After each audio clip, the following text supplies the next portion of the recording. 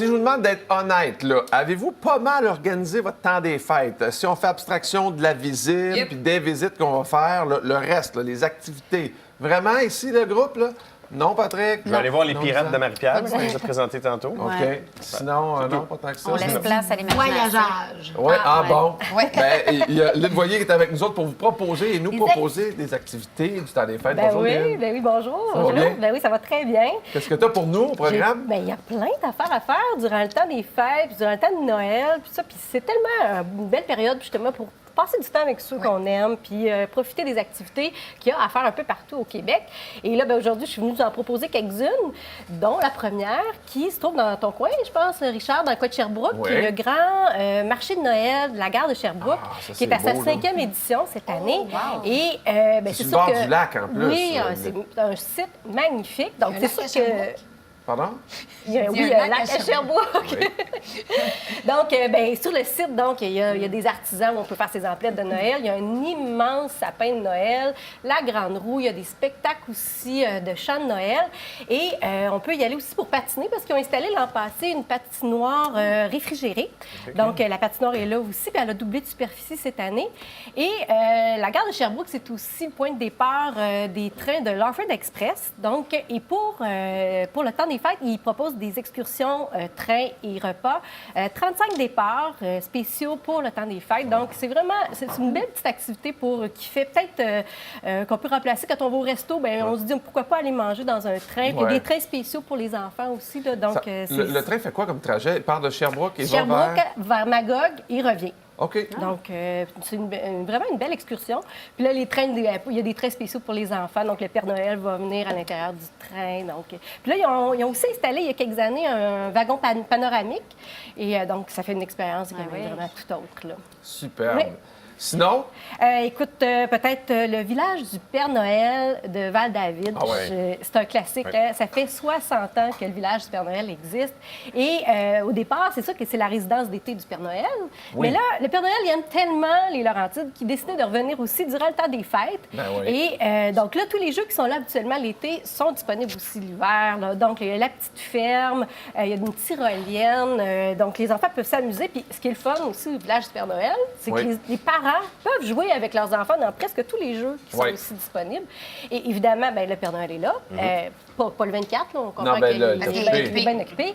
Mais il prend toutes les demandes de dernière minute ou les remerciements après Noël pour les beaux cadeaux que les enfants ont. Et c'est vraiment fun, ça. Moi, je l'ai fait souvent avec mes enfants quand ils étaient plus petits. Là. C'est magique. Ben, je le sais, puis moi, j'étais abonnée aussi quand mes enfants Oui. étaient plus petits. Là, puis je sais pas pourquoi, chaque fois qu'on y va, la magie opère tout le temps. Oui. Et, ça fait 60 ans que ça existe, mais c'est toujours aussi extraordinaire comme activité pour la famille. Dans le coin de Montréal, il y a quoi? Oui, il y a un nouvel événement qui s'appelle Montréal en fête. C'est leur première édition cette année et ça se passe dans le Vieux-Montréal. Donc, beaucoup d'activités gratuites durant l'événement qui se poursuit jusqu'au 5 janvier. Ça commence en fin de semaine. Et j'en ai vu une en particulier qui s'appelle le parcours du Guy. Donc, en amoureux, on peut se promener dans un petit parcours dans le Vieux-Montréal, puis là, s'embrasser. Faut toujours s'embrasser. Sous les bouquets Wow. de Guy, tout à fait. Ben oui. C'est bien cute. Oui, non, c'est vraiment le fun. Puis ils ont aussi organisé ce qui s'appelle les grandes tablées des fêtes. Donc, c'est 20 restaurateurs du Vieux-Montréal qui offrent des tables d'hôtes spéciales durant l'événement. Puis là, j'ai fait un peu le tour des menus. Puis là, j'ai vu un pâté chinois au canard ou une bûchette de Noël au chocolat et pistache. Donc, non, ça a vraiment super bon. Et ce sont des prix plus abordables, j'imagine? Ben, j'ai vu des tables d'hôtes. j'ai vu des tables d'hôtes au midi aussi, OK. des tables d'hôtes soir, donc on peut en avoir un peu pour tous les goûts. Et évidemment, ils organisent un gros party du jour de l'an le 31 décembre avec le groupe de Lost Fingers qui sont là à partir de 22h. Tu me voles mon punch, j'allais en parler tantôt. Excuse-moi. Ben écoute, je te Mais non, dis, mais ça a parfait. l'air vraiment super, vraiment un gros party. Puis après ça, à minuit, gros feu d'artifice. Puis pour ceux qui vont vouloir continuer la fête après, dans le Vieux-Port de Montréal, ils ont installé une méga discothèque à ciel ouvert. Donc, tu peux continuer d'aller danser puis fêter jusqu'à 2 heures du matin. Oui, c'est ça.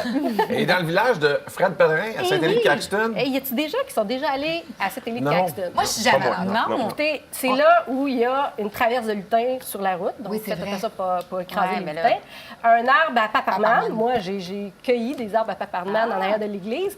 Et là, durant le temps des fêtes, ils organisent une visite audio guidée du village. Donc là, tout le monde embarque dans une petite charrette qui est tirée par un tracteur. Et là, c'est Fred Pellerin qui nous fait visiter son village, puis nous raconte des histoires aussi de son village, ou des hivers, ou des fêtes d'antan. Donc, c'est vraiment, je pense, très charmant. Et j'ai découvert aussi qu'il y a la station Floribel qui propose un forfait qui combine et la visite du village et un souper, un souper traditionnel des fêtes. Là, ragoût, tourtière, bûche. Le gros kit. Le gros kit. Puis il y a une espèce de duo là, qui vient soutenir la compagnie durant toute la soirée. Là. Ah, c'est bien... Oui, c'est des Là, tu m'en donnes trop, là. Je ne sais plus me garocher. Y a-tu comme une adresse où on retrouve toutes ces idées-là et plus? Oui. Ben là, en fait, là, sur québecvacaces.com, on vient de publier un palmarès de mes 20 suggestions à faire durant le temps des fêtes. Donc, si les gens vont sur Québec Vacances, ils vont pouvoir retrouver ça. Puis tout ce dont je vous ai parlé aujourd'hui, ça se retrouve aussi dans notre guide des vacances au Québec qui va être distribué ce week-end. Et puis, il y en a plein d'autres activités aussi à faire tout au long de l'hiver. Mais Tu là, donnes vraiment 20 le goût à suggestions, ça. on va manquer de temps, là. Ben, je sais, il faut faire des choix. Choisir. Faut faire des choix. Pas bonne Faut commencer de bonne heure. Faut commencer de bonne heure. Merci Commence beaucoup. tout de suite. Merci de ta Ça visite. me fait plaisir. Est-ce que vous connaissez le Mommy Rexy? Nouveau phénomène qui est assez particulier. On va en jaser dans un instant avec Marie Vaillancourt. Il est 8h24, on revient dans un instant. Hey, c'est passionnant. Vraiment des Oui, beaux vraiment. choix.